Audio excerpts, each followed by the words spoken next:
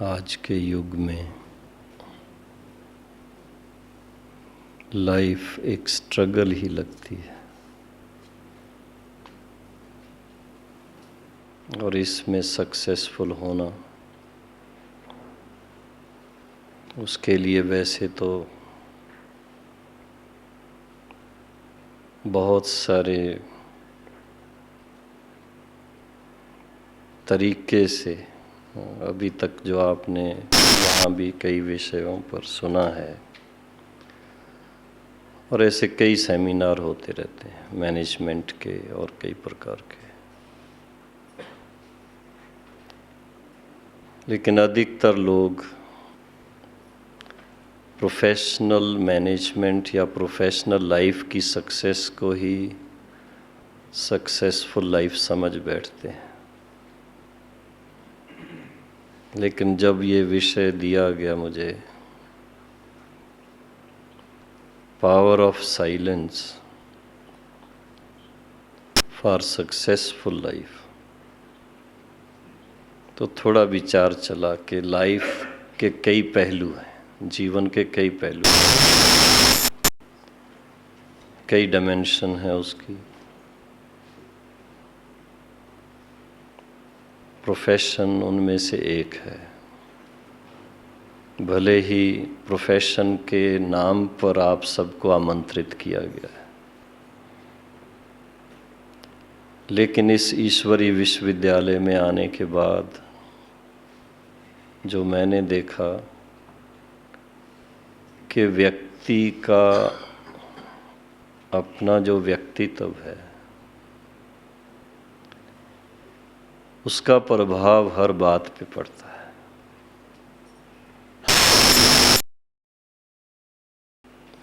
कि डेवलपमेंट, अपनी पर्सनैलिटी की डेवलपमेंट किस तरह से हमने की है, क्या लक्ष्य रखा उसका, और उसके कारण जो कमलेश बहन आपको सुना रही थी एटीट्यूड के बारे में और कई बातें उसमें उन्होंने सुनाई, उस पर बहुत डिपेंड करता है वो।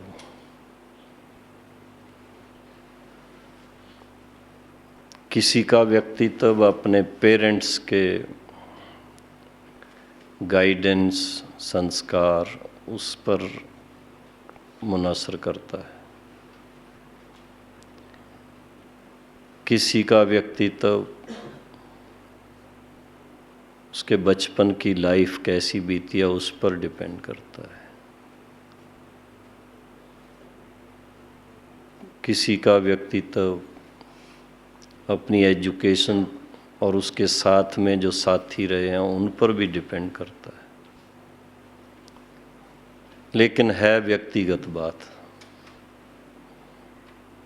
सब साथ और पढ़ाई और परवरिश होने के बावजूद भी ये कभी नहीं होता कि 100% बेटा वैसा ही हो जैसे पिता हुआ है, या दोस्त वैसा ही हो जैसे दूसरा दोस्त है, या स्टूडेंट वैसा ही हो जैसा प्रोफेसर है। और हर एक पिता चाहता है बच्चा मेरे से भी आगे जाए। टीचर शिक्षा देता है मेरा स्टूडेंट बहुत, मेरा नाम उसी से होगा जब ये बहुत ऊंच बनेगा। और इसी तरह से प्रोफेशन में भी जितनी एक्सेलेंस अचीव करते हैं, लेकिन उसमें सब बातों में ये देखना है कि ये सब कुछ करने का हमारा लक्ष्य क्या है। प्रोफेशनली बहुत सक्सेसफुल हो गए, परिवार बहुत अच्छा है, सबका लक्ष्य एक ही रहता है, जीवन में सच्चा सुख मिले, शांति मिले। और उसके साथ में हम जिस समाज में हैं उस समाज के लिए हम क्या कर सकते हैं।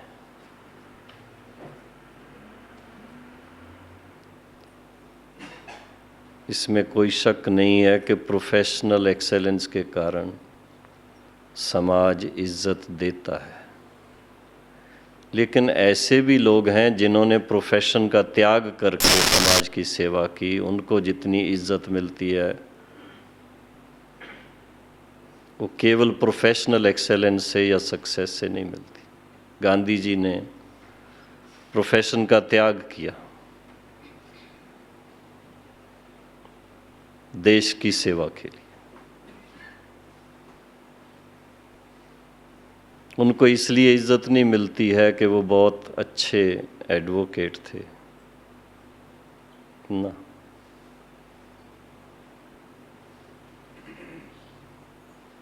स्वामी शिवानंद ने त्याग किया, पहले क्या थे, उसके बाद क्या उन्होंने डिवाइन लाइफ सोसाइटी शुरू की।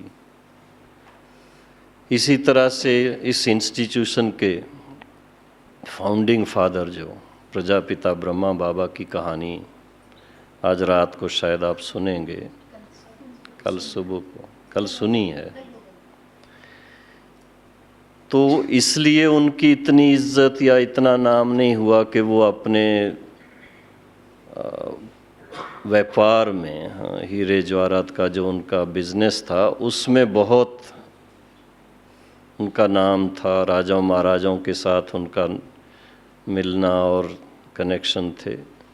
नहीं, उन्होंने जब ऐसी सेवा की समाज की या संसार की जिसमें अनेक आत्माओं को सच्ची राह मिली, जीवन का लक्ष्य सच्चा क्या है उसका पता चला, और उसके साथ साथ एक ऐसा रहस्य उन्होंने हम सब आत्माओं के सामने रखा कि ये जीवन केवल जन्म लेकर, बड़े होकर, परिवार बनाकर या प्रोफेशन में सक्सेसफुल होकर इतने तक ही नहीं है। मनुष्य जीवन का तो बहुत ऊंचा लक्ष्य।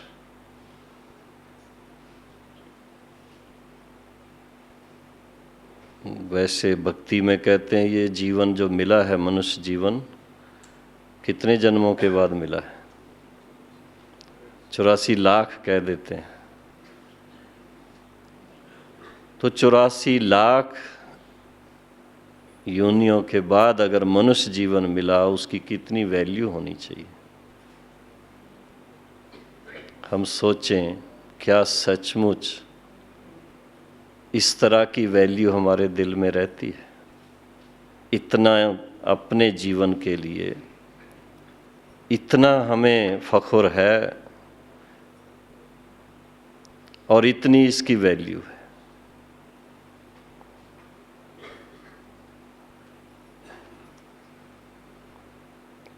इतना अगर वैल्यू इसकी हो तो इसका एक एक पल जो है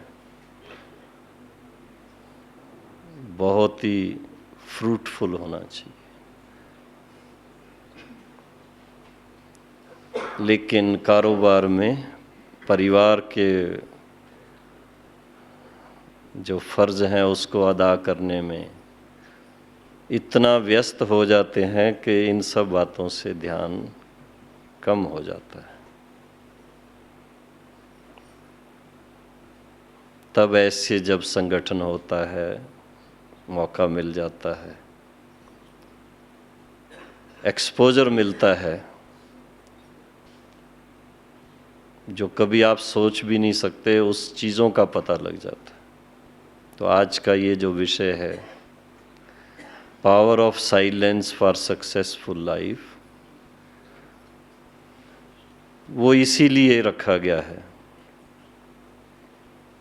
कुछ साल पहले 97 में मुझे थोड़ा सेवा के कारण, ईश्वरी सेवा के कारण साउथ अमेरिका जाने का मौका मिला था। तो वहाँ पर सेमिनार रखे थे उन्होंने, और उसमें टॉपिक ये रखी हुई थी, power of silence, balance and success. तो मैं सोच में पड़ गया, क्योंकि उसमें सेमिनार नाम देते थे, एक व्यक्ति और होता था जो बिजनेस और इंडस्ट्री से, और एक मेरा लेक्चर होता था। तो वहाँ के भाई बहनों से मैंने पूछा कि आपने नए लोगों के लिए, जिनको अभी ज्ञान नहीं है, मेडिटेशन का कुछ सिखाया नहीं है, उनके लिए आपने ये टॉपिक क्यों रखा? तो वहाँ पर उनके सामने जो बातें थी उसके फलस्वरूप उनको लगता था कि अगर ये बात इन लोगों के ख्याल में आ जाए तो ये अपने लाइफ में काफ़ी सक्सेस अचीव कर सकते हैं। उन दिनों में वहाँ के इकोनॉमी की बहुत उतार चढ़ाव की बातें हो रही थी, और उसके कारण बहुत लोगों के माइंड पे असर होता था। रिलेशंस की भी वहाँ बातें बहुत सारी आती हैं, बहुत जल्दी जल्दी डाइवोर्स हो जाते हैं, तो उसके कारण भी डिप्रेशन केसेस बहुत हो जाते उधर। तब उन्होंने बताया कि अगर इनको ये आर्ट समझ में आ जाए, शांति क्या चीज़ है और शांति की शक्ति क्या चीज़ है, और उसकी एप्लीकेशन लाइफ में कैसे कर सकते हैं, जिससे अपने जीवन में, जो कमलेश बहन सुना रही थी, balance is very important factor, तो बैलेंस लाइफ में रह सकता है। और बैलेंस रहता है तो सक्सेसफुल हो सकते हैं।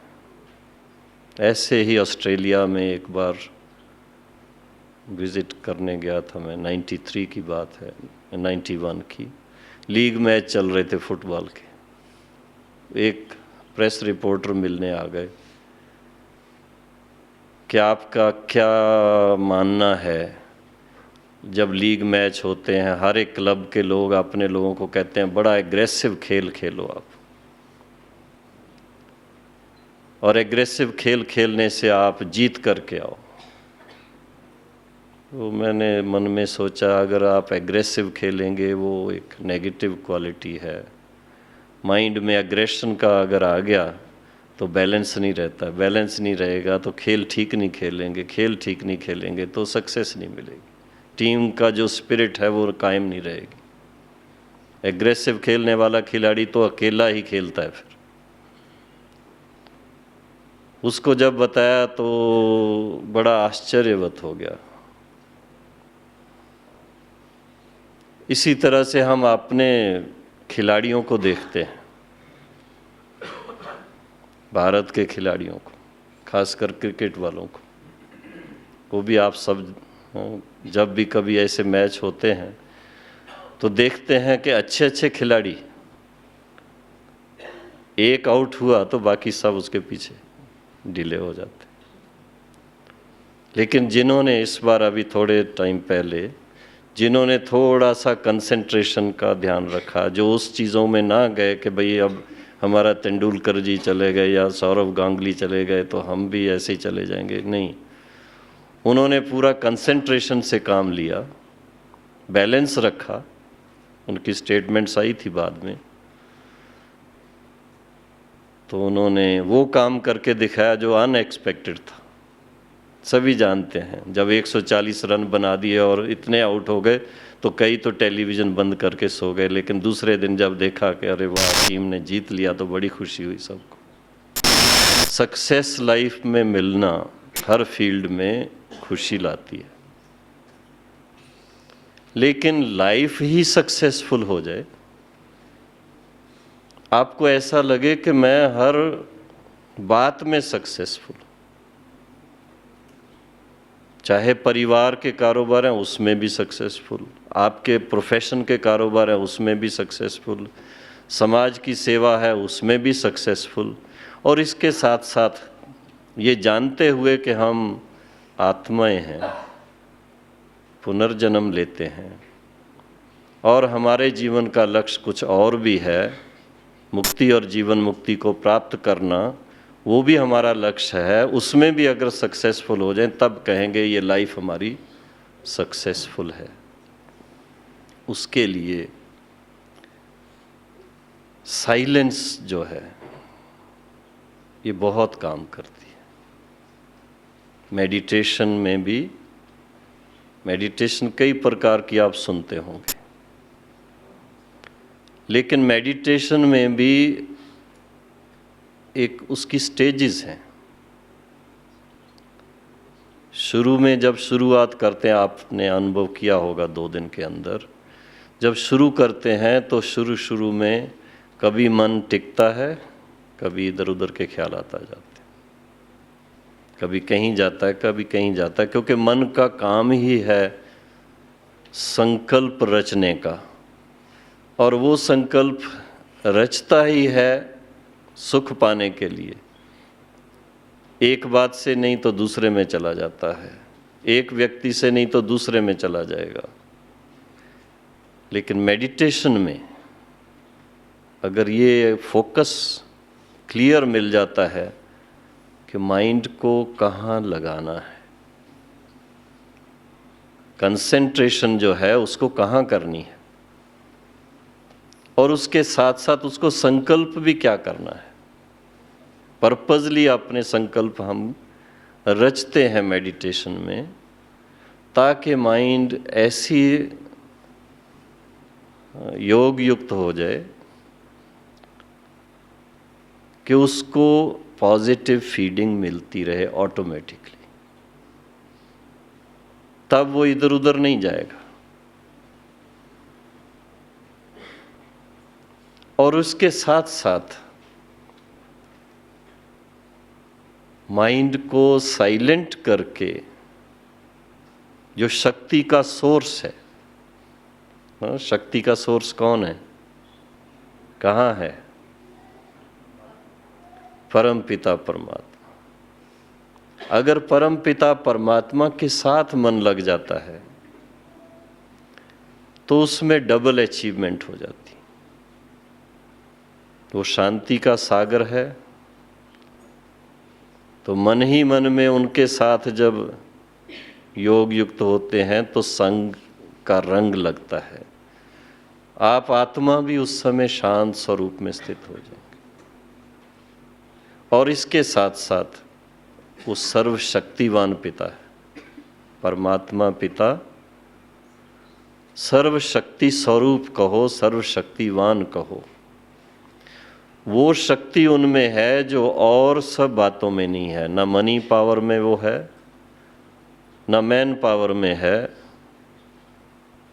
ना बिजली की पावर में है, बाकी जो भी पावर्स आपको सामने नज़र आती है, ना पॉलिटिकल पावर में है, ना साइंस की पावर में है, लेकिन वो शक्ति, रूहानी शक्ति जो है, आत्मिक शक्ति जो है, वो उस पिता परमात्मा में है। उनके साथ अगर मन लग जाए, उनके साथ आपकी लगन लग जाए, तो जो ऐसी बात जो असंभव मानी जाती है उसको संभव करना सहज लगता है। और वास्तव में साइलेंस की शक्ति वही है। क्या चीज़ है ऐसी जो संभव नहीं हो पाती है और उसके कारण हम सक्सेसफुल नहीं हो पाते? वो आप अपने अनुभवों से अगर उस पर रिफ्लेक्ट करेंगे तो जीवन की कई ऐसी बातें सामने आएंगी।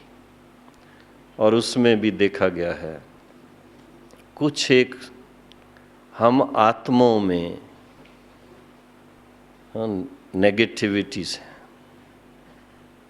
एक साइड पॉजिटिविटी है, बहुत पॉजिटिविटी है, क्योंकि परमात्मा के बच्चे हैं, परमात्मा की संतान हैं, तो लाइक फादर लाइक सन, पिता से वो वर्षे के रूप में हम आत्माओं को संस्कार मिले हुए हैं। जो पहला लेसन आपको ज्ञान का मिलता है, आप कौन हैं, उसमें वो बातें आ जाती हैं। और ये स्मृति आती है कि हम आत्माएं सत हैं, चैतन्य हैं, आनंद स्वरूप हैं, और साथ साथ बाकी भी गुण पवित्र स्वरूप हैं, शांत स्वरूप हैं, प्रेम स्वरूप हैं, आनंद स्वरूप हैं, शक्ति स्वरूप हैं, ज्ञान स्वरूप हैं। लेकिन ये सिमरती नहीं रहती है। कभी कभी अपने को शक्तिहीन फील करते हैं, बहुत पुरुषार्थ करने पर भी अचीवमेंट नहीं होती है, सक्सेस नहीं मिलती है। और कभी कभी कोई ऐसी आदत होती है लाइफ में, ना चाहते भी, कारोबार में रहते हैं तो आपसे एक छोटी सी बात पूछते हैं, आप सब आत्माएं तो प्रेम स्वरूप हो ना? प्रेम स्वरूप है ना सभी? आत्मा का जो ज्ञान मिला है, सुबह से शाम तक क्या एक्सपेक्टेशन रहती है? भाई हर एक मेरे से प्रेम से बात करे, ठीक है ना? कभी आप टेम्पर लूज करते हैं? करते हैं? कभी करते हैं ना? किसके ऊपर करते हैं? दूसरे के ऊपर करते हैं ना? तो जो आप एक्सपेक्ट करते हैं कि आपके साथ सभी प्रेम से बात करें, वो आत्मा भी जिसके ऊपर आप टेम्पर लूज कर रहे हैं वो एक्सपेक्ट नहीं करती होगी। और ये जानते हुए भी फिर हो जाता है।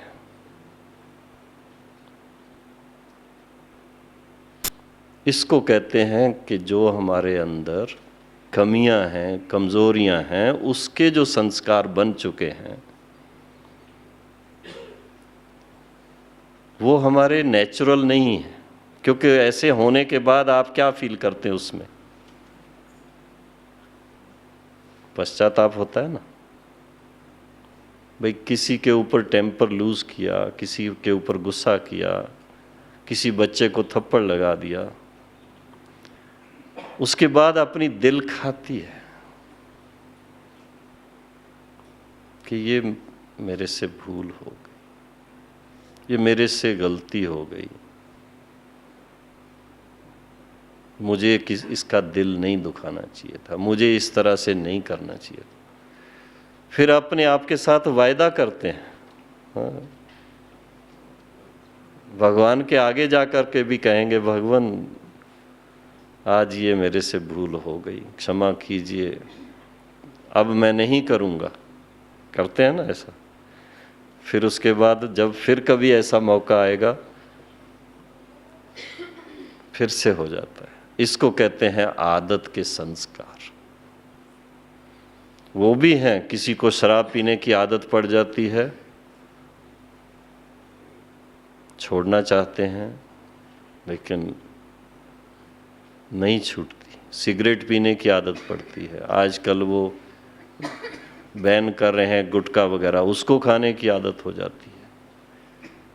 पर इन सब से ज़्यादा तो वो मैं मानता हूँ जो हम सभी प्रार्थनाओं में भगवान से कहते रहते हैं।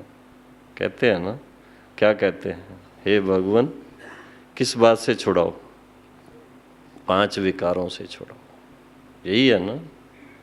काम, क्रोध, लोभ, मोह, अहंकार। इन विकारों के वश होकर जो संस्कार बन चुके हैं वो है सबसे खतरनाक, वो सबसे बड़ा दुश्मन है हमारा। और जीवन के सक्सेस न होने का मूल कारण वो 5 विकार है। उनके ऊपर जीत पाना, 5 विकारों पर जीत पाना, किसी से भी पूछो तो कहेंगे भाई ये इस दुनिया में, कलयुगी दुनिया में क्या कह रहे हैं आप, असंभव है। प्रार्थना भगवान से करते हैं कि हमें इनसे छुड़ाओ, जब वो छुड़ाने की बात करते हैं तो कहते ये असंभव है। तब वो आकर के सिखाते हैं हम बच्चों को, अच्छा भाई पहले साइलेंस में चलो, मेरे साथ मन लगाओ, आप थोड़ा, हाँ, ज्ञान की पराकाष्ठा हो जाए तो थोड़ा स्मृति में आए कि वास्तव में ये हमारी चीज ही नहीं है, ये तो हमने चोरी करके रखे हुए अपने पास। चोरी की चीज अपने पास रखनी राइट है? 5 विकार किसका वर्षा दिया हुआ है? रावण का। बहन जी कहते रावण ने दिया। रावण कोई और चीज नहीं, 5 विकार कोई और चीज नहीं है, मनुष्य आत्मा की अपनी ही जो विकृत स्वरूप है वही है। भले ही हर साल रावण को लंबा लंबा करके बनाते हैं, 10 शीश बनाते हैं, सब करते हैं, असलियत नहीं है वो रियलिटी नहीं है। रावण कोई सचमुच होकर के गया ऐसा कुछ नहीं है। लेकिन 5 विकार हर मनुष्य आत्मा को हैरान करते हैं, दुखी करते हैं। जैसे वो सीता के लिए कहते हैं ना, वो सिंबॉलिक सारी बातें हैं। मनुष्य आत्मा रूपी जो सीताएं हैं, जो अपने राम परमात्मा से बिछड़े हुए हैं, उनको ये 5 विकार दुखी कर रहे हैं। अब आप अपने आप में सोचिए कि आपको तो नहीं दुखी कर रहे, करते हैं कभी? हाँ, अपने आप को सीता रूप समझने को तैयार हो? आत्मा रूपी भक्ति है, सीता है, जो भी आप समझो। नहीं समझना है तो चलो उनका बेटा तो समझो अपने आप को, कि हम परमात्मा के बच्चे हैं, सर्वशक्तिवान बाप के बच्चे हैं। तो बच्चे होने के नाते से अब आप सोचिए, सर्वशक्तिवान के बच्चे और 5 विकारों के वश होकर के दुखी रहें, वो पिता को अच्छा लगता होगा? आपका बेटा कहीं बाई चांस किसी बात में थोड़ा फंस जाए तो क्या करेंगे आप? पुरुषार्थ करेंगे ना छुड़ाने का उसको। तो वो पिता, बेहद का पिता, हम आत्माओं को भी वो शक्ति इस समय देते हैं, जिस शक्ति से हम अपने आप को इन 5 विकारों रूपी जो हमारे दुश्मन हैं इनसे छुड़ा सकते हैं। और जो पुराना हिसाब किताब बन चुका है, जिसके कारण भी कई दुख रोग आते हैं, उसको भी मिटाने की शक्ति उसी में आती है। और तीसरा इसमें जो दिव्य गुणों की धारणा, जिससे मनुष्य जीवन एक भरपूर महसूस होता है, हरा भरा महसूस होता है, सदा सुखी महसूस होता है, वो दैवी गुणों की धारणा भी योग की शक्ति से आती है, साइलेंस की शक्ति से आती है, परमात्मा के साथ योग युक्त होने से आती है। इतनी सारी प्राप्ति साइलेंस में है। लेकिन साइलेंस का मतलब केवल बाहर की आवाज़ की साइलेंस नहीं है, मन का मौन इसको कहा जाता है। कि जो व्यर्थ संकल्प हैं उनसे मन को उपराम करना, और जो समर्थ संकल्प हैं, शक्तिशाली संकल्प हैं, वो इमर्ज करना, वो उसमें रमण करना, और न केवल संकल्प ही करते रहना, परंतु संकल्प करते हुए उसके स्वरूप में स्थित हो जाना, उसके स्वरूप में स्थित होते हुए उसके और उसके अनुभव में जाते जाते अनुभव स्वरूप बन जाना, जिससे कि आपको सेल्फ रियलाइजेशन हो। हम आत्मा हैं और हमारा वास्तविक स्वरूप क्या है, कैसे हम परमात्मा की संतान अपने पिता के समान हैं, उसकी अनुभूति वो साइलेंस में हो। और जब वो अनुभूति होती है, उसको कहते हैं वो सुख, उस याद में, उस साइलेंस में वो सुख है जो आपको ये दुनियावी सुखों से लाखों गुना ज़्यादा फील होगा, जिसको कहते हैं अति इंद्रिय सुख, इंद्रियों के सुख से बहुत परे। वो सुख जिसको मिला उसके लिए ही इतने योगी इतना पुरुषार्थ करते रहे। जिसको वो सुख मिला उसको बाकी इस दुनिया के जो ये विषय विकारों के वश होकर के सुख की प्राप्ति कर रहे थे, वो सब फीके लगते हैं, वो सब बेकार लगते हैं और उनसे मन हट जाता है। तब आप 5 विकारों से छूट सकते। योग बल के बिना 5 विकारों पर जीत नहीं हो सकती। इसलिए गायन है, देवताएं जो थे, श्रीमद् भागवत गीता भी तो पढ़ते होंगे ना, तो गीता के शब्द हैं ये कि देवताओं ने देव पद प्राप्त किया तो योग बल से किया। वो कौन सा योग? वो हठ योग नहीं है, वो प्राणायाम तक सीमित नहीं है, लेकिन वो योग है जब आत्मा स्वयं को आत्मनिश्चय में स्थित करके पिता परमात्मा के साथ पूरी लगन लगाकर बैठते और ज्ञान के आधार से, उसमें प्रेम भाव भी है, जो भक्ति भाव रहता है, परमात्मा के प्रति प्यार भी बहुत है, लेकिन प्यार के साथ साथ समझ से काम लेते, ज्ञान के आधार से।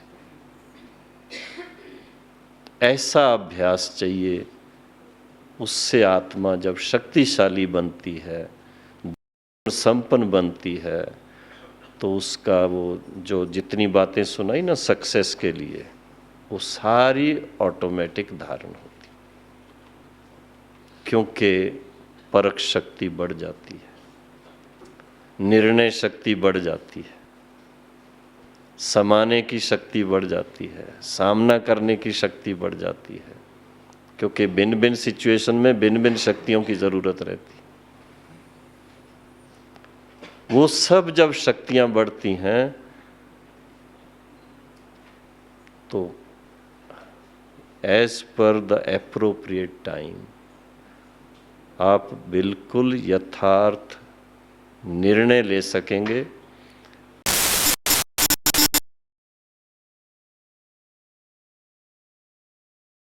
पास्ट के हिसाब किताब से फ्री कर सकेंगे, और जो आगे कोई ऐसा कर्म ना हो जाए उसके लिए बड़ा मनोबल चाहिए। सब जानते हैं कि भाई श्रेष्ठ कर्म ही करना हमारे लिए अच्छा है। ये भी गीता के महावाक्य हैं कि हर आत्मा कर्म करने के लिए स्वतंत्र है, लेकिन कर्म करने के बाद उसका फल भोगने के लिए फिर स्वतंत्र नहीं है। कितना भी आप कहो हम फल की इच्छा नहीं करते, आपने बीज बोया तो फल आपको, अच्छा बीज बोएंगे तो अच्छा फल पाएंगे, और बुरा, कई लोग थोड़ा ये भूल करते हैं कि हम आत्मा तो निर्लेप है, अपने को क्या फर्क पड़ता है। ऐसा नहीं है, आत्मा ही शरीर के द्वारा करता है और आत्मा ही शरीर के द्वारा भोगता है। इसलिए उसमें महावाक्य आते हैं, अपने स्वधर्म में स्थित है तो आत्मा अपना मित्र है, और अगर पर धर्म में, प्रकृति के धर्म में, पर धर्म में 5 विकारों के वश होकर के अगर उसमें स्थित होकर कर्म करता है तो वह अपना दुश्मन है, क्योंकि उसके कारण जो बीज बोएंगे कर्म का, उसका फल क्या मिलेगा। बबूल का बीज बोएंगे तो क्या मिलेगा, उससे आम तो नहीं मिलेंगे ना। आम का बीज बोएंगे तो आम का फल कभी ना कभी मिल जाएगा 5-10 साल के बाद। इसी तरह से ये अपने धारणा की बात है, और इसके लिए ही शांति बहुत चाहिए। मन को थोड़ा शांत करके रिफ्लेक्ट करना पड़ता है कि मैं जो कर्म करता हूँ सुबह से शाम तक, मैं श्रेष्ठ कर्म कर रहा हूँ। एक है नित्य कर्म, जो कारोबार की बातें हैं, दूसरी शरीर को संभालने की बातें हैं, लेकिन इसके साथ साथ ऐसा कर्म तो नहीं करता जो मैं बबूल के बीज बो रहा हूँ। वो बोएंगे तो कांटा तो फिर बाद में लगेगा ही। तो बड़ी गंभीरता से, बड़ी गहराई से इस बात पर सोच करके क्योंकि कई बार आपको कर्म करने से पहले अंदर से आवाज़ ज़रूर आएगा कि ये राइट नहीं है, जिसको कहते हैं हमारी कॉन्शियंस कहती है, आत्मा की आवाज़ कहती है कि जो मैं ये कर रहा हूँ ये ठीक नहीं है, लेकिन वो आदत का जो संस्कार है वो मजबूर कर देता है करने के लिए।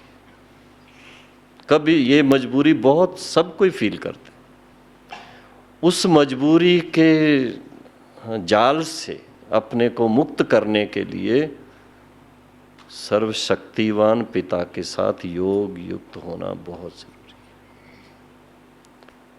सिर्फ शांत में बैठने से भी काम नहीं चलेगा, और शांत में बैठ करके, क्योंकि मन का काम तो है संकल्प करना, उसको परमात्मा पिता के गुणों में संकल्प करना चाहिए और उसके कारण स्वयं को जागृत करना है। ज्ञान के आधार से स्वयं को भी जागृत करना है, तब चेंज आएगी। और पर्सनैलिटी में जो डीप रूटेड संस्कार ऐसे हैं ना, बहुत गहराई के हैं, जो अच्छे नहीं हैं, उनको मिटाने का वही साधन आपको लगेगा। तो एक प्रकार से ये जो पावर ऑफ साइलेंस है, इसको हम इस ढंग से भी देखें कि एक तरफ इन्वेस्टिगेशन है, डॉक्टर साहब सामने बैठे हैं तो मुझे ख्याल में आ रहा है, एक तरफ इन्वेस्टिगेशन है, जैसे ब्लड टेस्ट कराओ, एक्सरे कराओ, तो उससे मालूम पड़ता है बीमारी क्या है, फिर उसके बाद दवाई जैसे देते हैं, तो ये साइलेंस में ही दवाई भी है इसकी। एक तरफ ये पता लगेगा कि क्या कमियां हैं जिनको हमें निकालना है और शक्ति भरनी है, और दूसरी तरफ सर्वशक्तिवान पिता की याद से, उनके संग के रंग से आत्मा शक्तिशाली बनेगी, जिससे कि अपने अंदर वो चेंज फील करेंगे आप। सबसे पहली चेंज तो ये आएगी कि जितनी महसूसता आएगी कि मैं आत्मा पवित्र आत्मा हूँ, तो अपवित्र कर्म करने से मन हटेगा। मैं आत्मा प्रेम स्वरूप आत्मा हूँ, तो नफरत करना, क्रोध करना, उससे मन हटेगा। वैर विरोध रखना, उससे मन हट जाएगा। इसी तरह से प्रेम स्वरूप, फिर उसके बाद आता है आनंद स्वरूप। जितना आनंदित रहेंगे अंदर में, खुशी में रहेंगे, क्योंकि पवित्रता और शांति, इसके फलस्वरूप आनंद जरूर आता है। तो फिर दूसरी बातों का जो शॉर्ट लिव्ड प्लेजर्स है, उससे मन हट जाता है। सच्चे सुख के उस स्वरूप में रहेंगे। और साथ साथ ये क्वेश्चन उठेगा फिर इसके लिए, तो भाई आपकी तरह हमें भी सब छोड़ना पड़ेगा? नहीं, बाबा ने कहा है आप जहाँ हैं, जो कार्य कर रहे हैं उसमें रहते, लेकिन कमल पुष्प के समान रहिए। श्री लक्ष्मी, श्री नारायण को, श्री राधे कृष्ण को, देवी देवताओं को, सभी को कमल के ऊपर दिखाते हैं। वो क्या भाव है उसका, कि संसार में रहते हुए, लेकिन संसार से वो ऊपर, पवित्र जीवन थी उनकी, दिव्य गुणों से संपन्न थे, संपूर्ण निर्विकारी थे। ये उनकी महिमा में आता है। तो थे तो वो भी मनुष्य, वो भी मनुष्य आत्माएं थे, और हम भी मनुष्य आत्माएं हैं। वो पूज्य थे और हम आज पुजारी हैं। तो साइलेंस की शक्ति कहो, योग की शक्ति कहो, या ईश्वरी ज्ञान और योग की शक्ति कहो, इसमें वो बल है कि पुजारी, जो पतित मनुष्य पुजारी बन गया है, उसको ऐसा पावन और पूज्य, और फिर साथ में सारे विश्व का मालिक बना देता। इसको दूसरे शब्दों में हमारे कहते हैं, जिसको कोई मन जीते जगत जीत कह देता है। वो मन जीते नहीं है, पर माया जीते जगत जीत। माया आती मन में है, मन ही मन में याद के बल से माया को जीतना, 5 विकारों को जीतना। उससे आप जगत जीत, अर्थात मनुष्य से देवता, नर से श्री नारायण, नारी से श्री लक्ष्मी, इतना ऊंच बन सकते हैं। इस जीवन में पुरुषार्थ करें तो आत्मा पुनर्जन्म में जाके मनुष्य से देवता बन सकते, जिसको कहा जाता है मुक्ति, और जीवन मुक्ति प्राप्त कर सकते हैं। ये है शांति की शक्ति।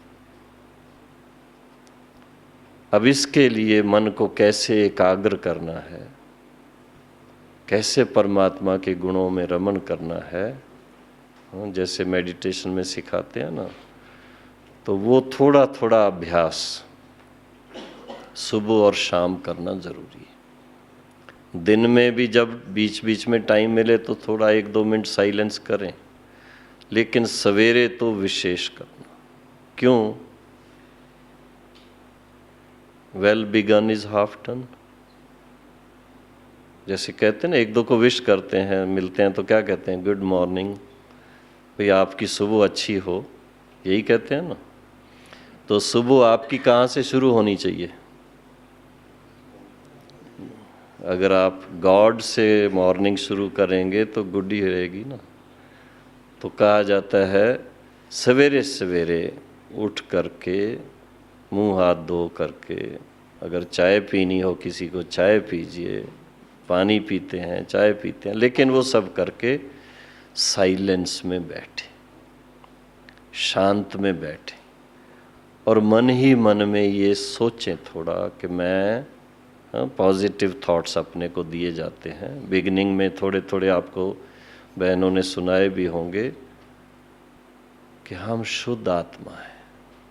अब थोड़ी बीती हुई बात को छोड़ना पड़ता है। जो भक्ति में करते थे ना, आरती में, अरदास में जो करते थे, उसको छोड़ना पड़ेगा। थोड़ा तो ज्ञान मार्ग में और भक्ति मार्ग में अंतर है। छोड़ सकेंगे? आगे ही ले चलेंगे, आपको पीछे नहीं ले जाएंगे। क्योंकि भक्ति में ये जो हम निर्माणता भाव से ये कहते रहे कि हम नीच हैं, पापी हैं, उससे फायदा नहीं हुआ। अननोइंगली अपने प्रति प्यार पैदा करने की बजाय नफरत पैदा की है। आपको किसी के बारे में अगर सुनाया जाए कि वो भाई ऐसा है, खराब है, आपके दिल में क्या आएगा? आपके पहले इमेज आपके दिल में बहुत अच्छा होगा उसके लिए, और जब ऐसी कोई बात सुनेंगे तो क्या होगा?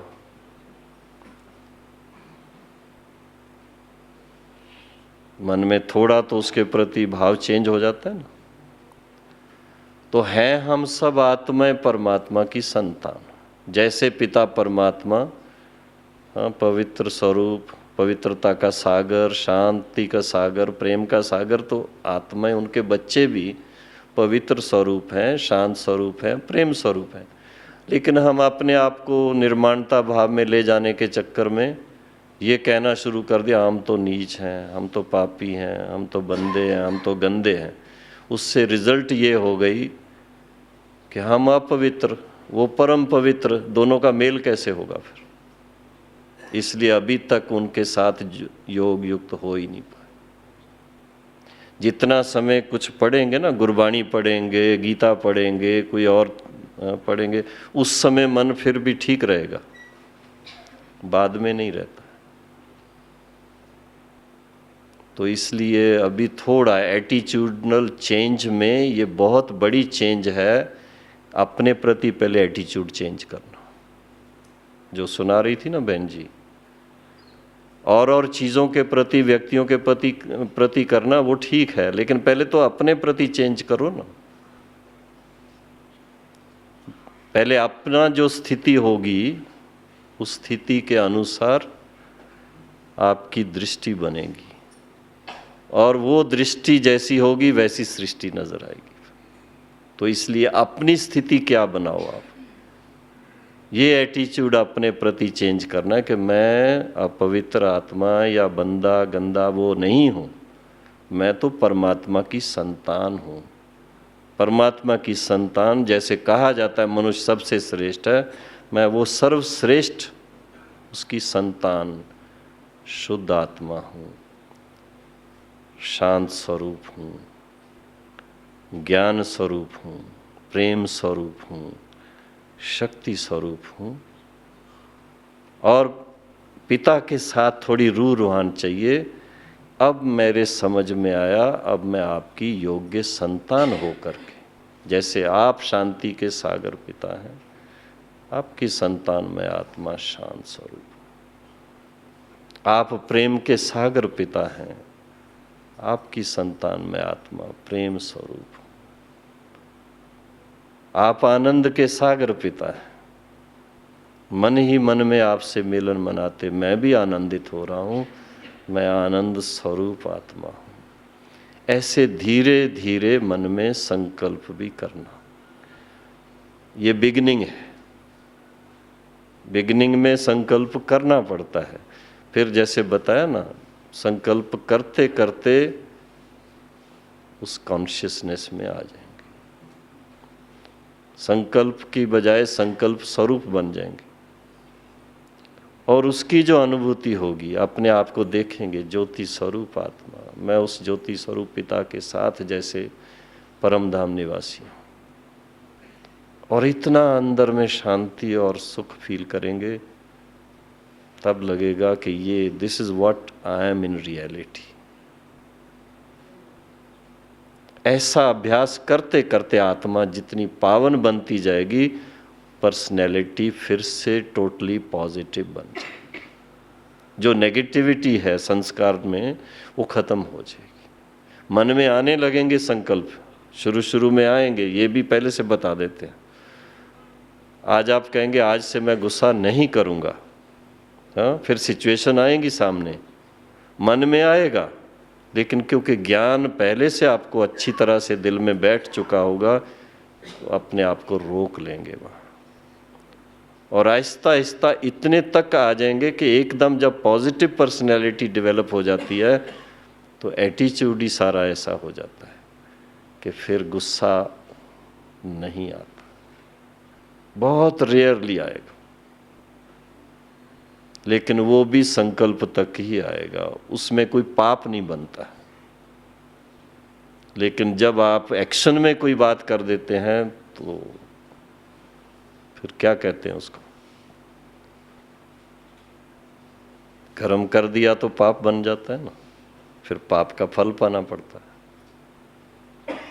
तो इसलिए अपने आप को सब पापों से मुक्त करना है, विकारों से मुक्त करना है, बुराइयों से भी मुक्त करना है, पुराने हिसाब किताब से मुक्त करना है, ताकि अभी दोबारा और कुछ हमें कुछ दुख ना भोगना पड़े। और साथ साथ अपनी पॉजिटिव साइड इतनी डेवलप करनी है, सर्वशक्तिवान बाप के साथ, ज्ञान के सागर पिता के साथ, प्रेम के सागर पिता के साथ, शांति के सागर पिता के साथ इतना घनिष्ठता का आपका संबंध हो। देखो सब अपनी अपनी भाषा में क्या कहते हैं, हिंदी शब्द एक ऐसा है जो दूसरे किसके लिए यूज नहीं करते हैं, परम प्रिय शब्द है ना। सिवाय पिता परमात्मा के दूसरे किसके लिए परम प्रिय शब्द यूज नहीं होता है। आप चिट्ठी भी किसको लिखेंगे, आजकल तो ईमेल का ज़माना आ गया, इंग्लिश में लिखते हैं, उसमें तो यूज़ ही नहीं करते हैं। लेकिन हिंदी में प्रिय शब्द का यूज़ करते हैं किसी के लिए भी, लेकिन परम प्रिय शब्द एक ही पिता परमात्मा के लिए। क्यों?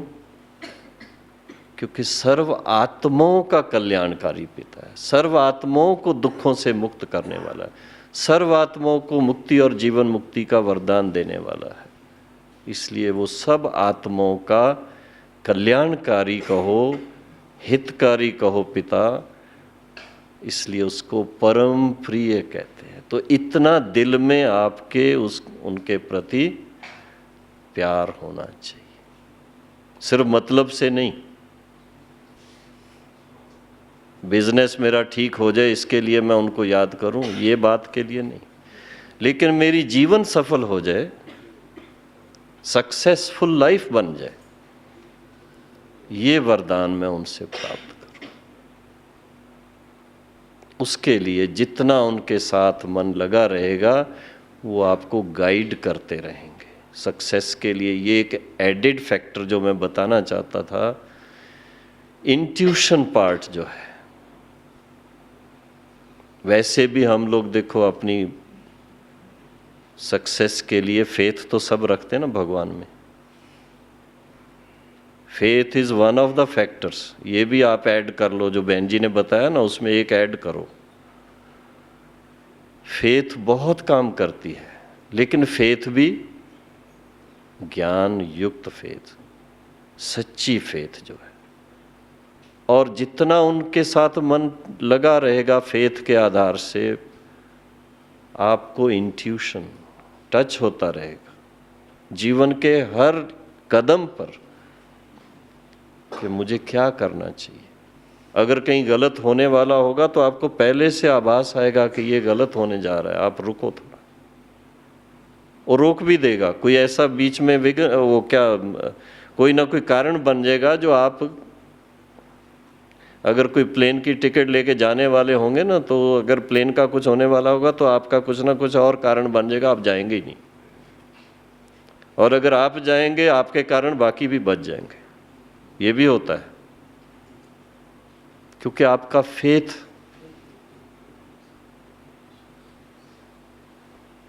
इसलिए सक्सेसफुल लाइफ के लिए फेथ के आधार से अंदर ही अंदर जब साइलेंस में परमात्मा से, सब बुद्धिवानों का बुद्धिमान वो है, वो गाइड करता है।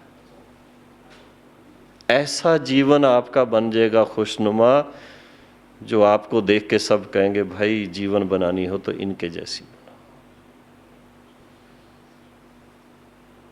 इतनी शक्ति है साइलेंस के अंदर। अब साइलेंस शब्द है एक, पर इसके अंदर तो राज बहुत है। गांधी जी ने,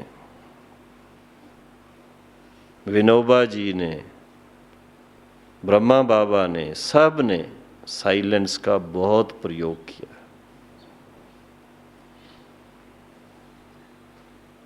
बहुत गहराई में जाते थे। गांधी जी ने, चलो जिस बात के लिए वो निमित्त थे, सत्याग्रह करते थे, पर उस समय बिल्कुल साइलेंस में। कोई व्यक्ति ने उनके साथ जो काम करने वाले या जो भी थे, उन्होंने उनकी बात कोई नहीं मानी या कोई गलती कर दी तो उनको कुछ डांटते नहीं थे, गुस्सा नहीं करते थे। खुद भाई 3 दिन मौन व्रत में रहूंगा, 1 हफ्ता मौन व्रत में रहूंगा। तो जब वो मौन में रहेंगे तो जिसने गलती की होगी उसको उनकी वाइब्रेशन से रियलाइज होता था। आपके एटीट्यूड में चेंज आने से दूसरे व्यक्ति में कितनी चेंज आएगी वो भी आप सोचो। उस हिसाब से विश्व कल्याण के लिए निमित्त बन जाते। ये बहुत गहरी बातें हैं साइलेंस की। तो इसलिए जितना आप अभ्यास करेंगे उतना उसका आपको अनुभव होता रहेगा, और अनुभव के फलस्वरूप डेफिनेटली, क्योंकि फिर पॉजिटिव साइड में माइंड चलता है, ना अपना नुकसान करेंगे ना दूसरे का करेंगे। जिन्होंने दूसरे का नुकसान करने का सोचा खुद पहले उस खाई में गिरते हैं। तो हम विश्व कल्याणकारी पिता के बच्चे हैं, सबका कल्याण सोचें, सबके प्रति शुभ भावना रखने के लिए इतना मनोबल चाहिए, इतनी अंदर की शक्ति चाहिए, और वो आती है साइलेंस में रहकर परमात्मा पिता की याद में रहने से। जितना सोल कॉन्शियस रह करके उस पिता परमात्मा को याद करेंगे उतनी वो शक्ति बढ़ती जाएगी। तो मास्टर सर्व शक्तिवान बन जाएंगे। और मन में यही सोचना कि ये शरीर जो है ये हमारा माध्यम है, इस माध्यम के द्वारा देखने वाले सुनने वाले हम आत्माएं हैं जो बिरकुटी में निवास करते हैं। यहाँ जब नहीं आए तो परम धाम निवासी पिता परमात्मा के पास निवास करते थे। इस सृष्टि से पाठ पूरा करके फिर हमें वहीं जाना है, तो हम अभी से अपने मन को वहाँ पर उस पिता में लगाएं और मन ही मन में यही सोचें हम शुद्ध आत्मा हैं, शांत स्वरूप आत्मा है, उस शांति धाम के निवासी, शांति के सागर पिता की संतान, अपने शांत स्वधर्म में स्थित शांत स्वरूप आत्मा है, शांत स्वरूप है, शांत स्वरूप।